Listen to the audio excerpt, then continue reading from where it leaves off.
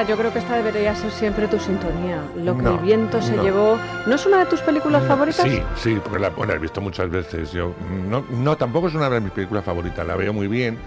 Me gusta mucho Vivian Leigh, entonces la veo muy bien. Pero A no mí es se me de hace eterna, Andrés. No, yo la veo muy bien. Yo ahora que estoy acostumbrada a capítulos de 40 minutos la trocearía. Yo cada vez que me engancho y la veo. Pero permíteme, porque esto viene a cuento de que hoy vamos a hablar, ya lo anunciábamos, de películas de la Guerra de Secesión, que podemos estar 7 programas. Efectivamente. Pero antes de eso, déjame decir una cosa, porque ahora como no comparto con vosotros espacio de televisión, sí tengo que decir algo que me parece extraordinario. El estreno de televisión española de La Sonata de Silencio, estamos ante una de las mejores series de la tele nacional.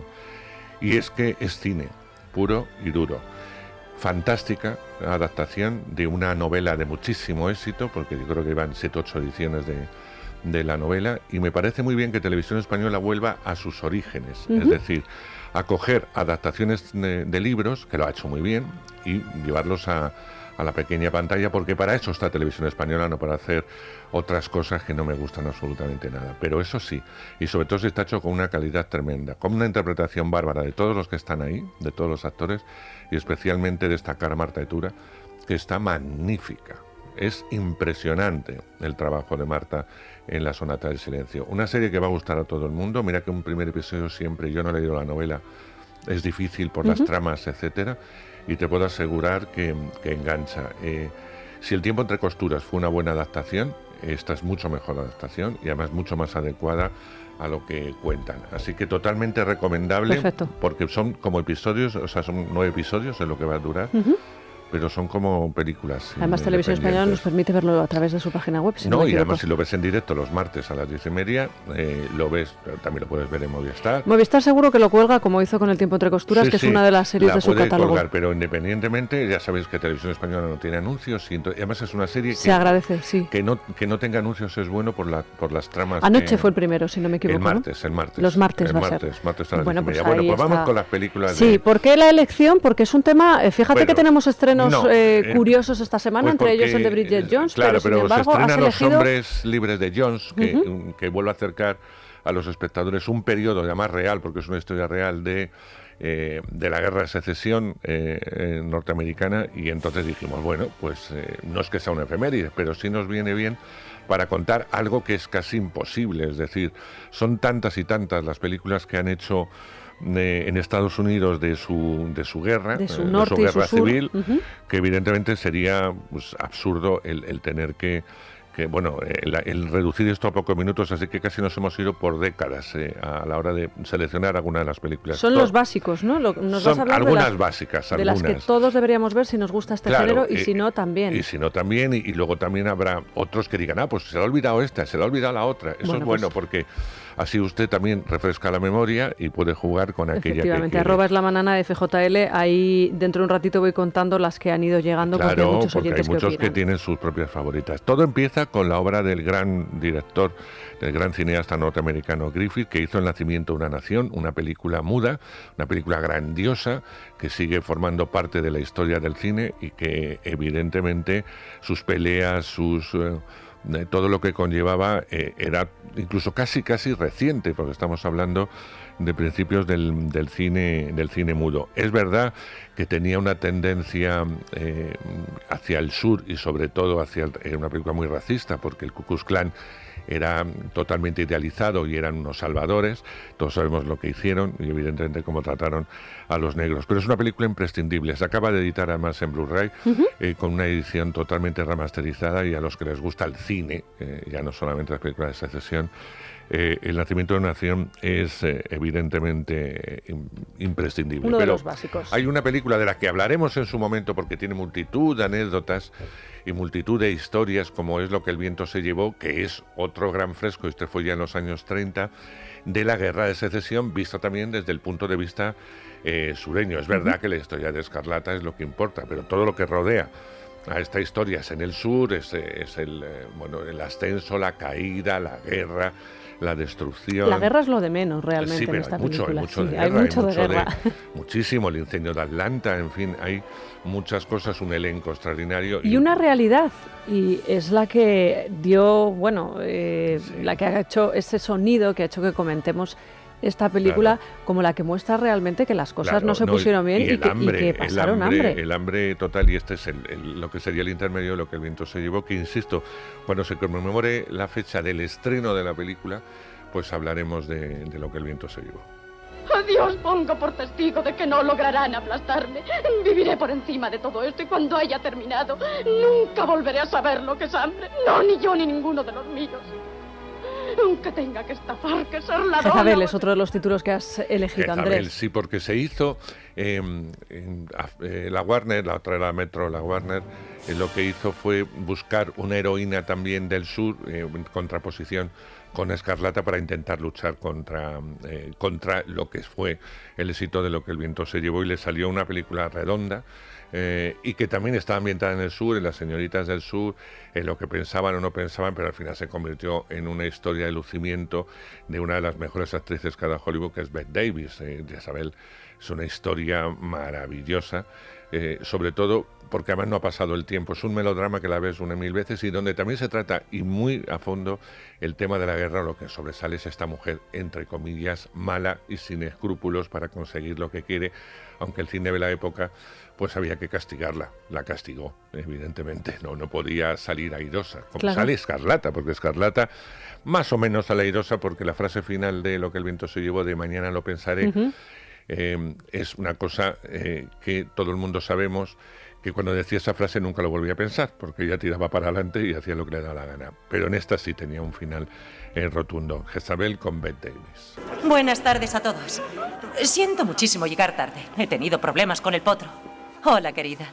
Julie, en traje de montar. No he tenido tiempo para cambiarme. Stephanie. Yo creo que estás preciosa. Gracias, cariño. ¿Cómo estás? Nos vamos al clásico de los clásicos, quizá, Andrés. Sí. Murieron con las botas puestas. Claro, murieron con Bueno, antes también vino películas como El árbol de la vida, con Elizabeth Taylor y Montgomery Clift, que se abordaba en los años 50, pero después de todo esto, y un poquito antes, en los años 40, vino una película que ya era la guerra en sí, y sobre todo lo más interesante, hablaba de un general que existió, que era el general Custer, que tuvo una batalla heroica y tal, bueno, como nos lo contaba el cine, porque luego parece ser que en la realidad era un ser despreciable. Pero es que la verdad es que han sacado un partidazo a las poquitas guerras que han tenido, ¿verdad? Sí, a la guerra y a la guerra de Vietnam.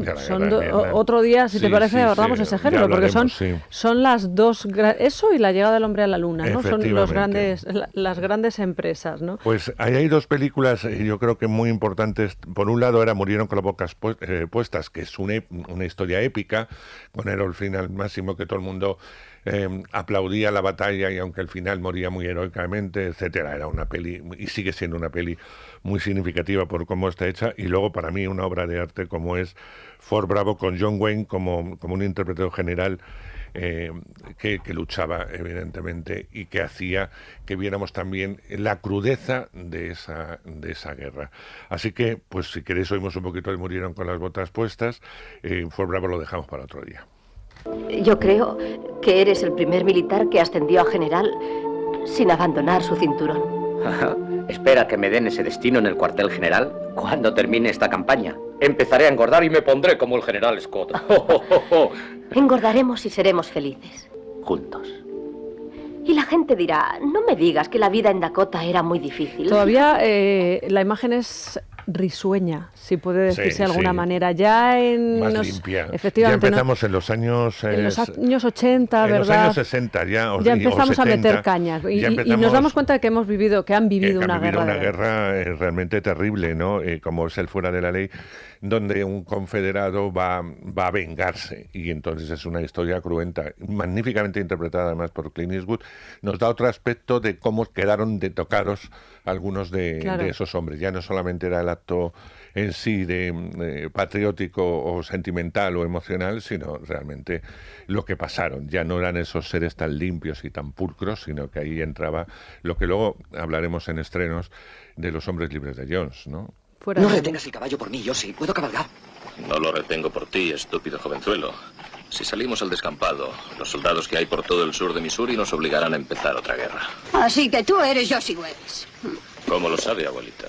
Unos soldados han estado aquí buscándote hace un par de horas. Dicen que mataste a tus hombres. Bueno, no podía faltar Bailando con Lobos en esta recopilación. Los críticos decís que es una de las grandes obras maestras del cine. Yo no estoy de acuerdo con eso. Pero para el público en algunos momentos se hace tediosa, sí, pero, por lo menos para mí. Fue un éxito tremendo y el encumbramiento de Kevin Costner haciendo su protagonista. Bailando con Lobos se necesitaba una película monumental, independientemente de lo que fue lo que el viento se llevó, pero monumental sobre esos hombres, sobre los hombres que participaron en la guerra, que luego lucharon contra los indios, pero los indios nativos, que siempre eran los malos de las películas, que se aplaudía cuando llegaba la caballería y estas cosas, cuando tú no habías nacido cuando eso, pero en los cines aplaudían cuando llegaba la caballería y mataban a los indios. Bueno, pues este le da la vuelta a todo, a esa historia que hasta entonces nos había contado Hollywood, y cuenta la grandeza y la miseria de esos soldados, de ese toque, de ese fuera de olla que había, y evidentemente lo convierte en una película muy monumental, porque Bailando con Lobos era una película muy grande. Y la Academia lo supo premiar y el público ya ni te cuento. Bailando con Lobos.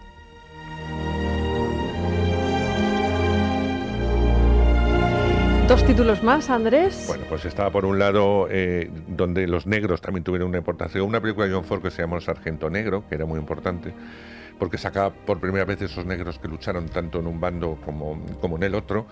Pero yo creo que Tiempos de Gloria nos contaba la historia de esos negros dentro de la guerra. Y eso la hizo totalmente original. Ahí estaba un jovencísimo desde Washington, con lo cual ya veíamos un poco todo lo que pasó y todo lo que se les obligó de alguna forma a estos negros que luchaban por un estado o por otro, y sin embargo, tanto en un bando como en otro, fueron totalmente perdedores porque ni consiguieron lo que se les prometió, ni evidentemente lucharon como ellos pensaban, pues estaban en otro bando, por su libertad. Buenos días, caballeros. Soy el coronel Robert Gould Shaw. Seré su comandante en jefe. Es un gran placer verles reunidos aquí. Tengo la esperanza de que el mismo valor, espíritu... Y de todas las biografías que se han hecho de Lincoln, claro, ¿con cuál te se quedas? ha tardado mucho. A mí me gusta mucho la que Henry Fonda hizo en su momento con Joe Ford. Me parece una película espléndida. Y antes de llegar a eso, ya con eso sí concluyo, la tele también ha tenido mucho que ver con las películas de Guerra de Secesión, porque la han tratado muchas veces.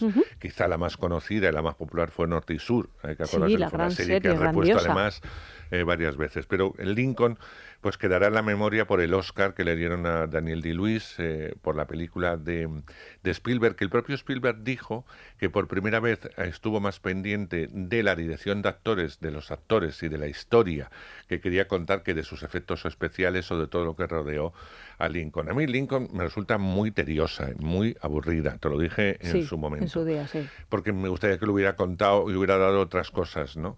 Pero bueno, fue una visión que funcionó, porque fue una película que le funcionó muy bien a Spielberg, y que es verdad que Daniel Day-Lewis hizo una magnífica interpretación. Bueno, en cuanto a Los hombres libres de Jones, ¿cuál es tu crítica, Andrés? A mí me gusta, dura, muy dura, luego lo hablamos si quieres. Matthew McConaughey. Matthew McConaughey, fantástico. Una historia real que no tiene final feliz, eso es así, o sea, no estoy haciendo ningún spoiler, es decir, es que, es lo que fue lo que existió. Y yo creo que es la película más sucia en cuanto a aspecto y como debían ser los confederados que nos cuentan esa película. Luego te lo explico. Bueno, vamos a hacer una pausa y a la vuelta efectivamente hablamos de estrenos, hablamos de teatro, hablamos de exposiciones, hablamos de deportes. Bueno, lo que no podemos hacer es callarnos, pero antes nos tomamos Sin Violine porque nos va a venir fenomenal para todo lo que les hemos preparado. Imagínense ustedes que van al teatro o al cine o a la exposición y se ponen a comer. Sin Violine quemadas. Les va a ayudar a que esos kilos que podemos coger no sean tan exagerados. Es la mañana. Es radio.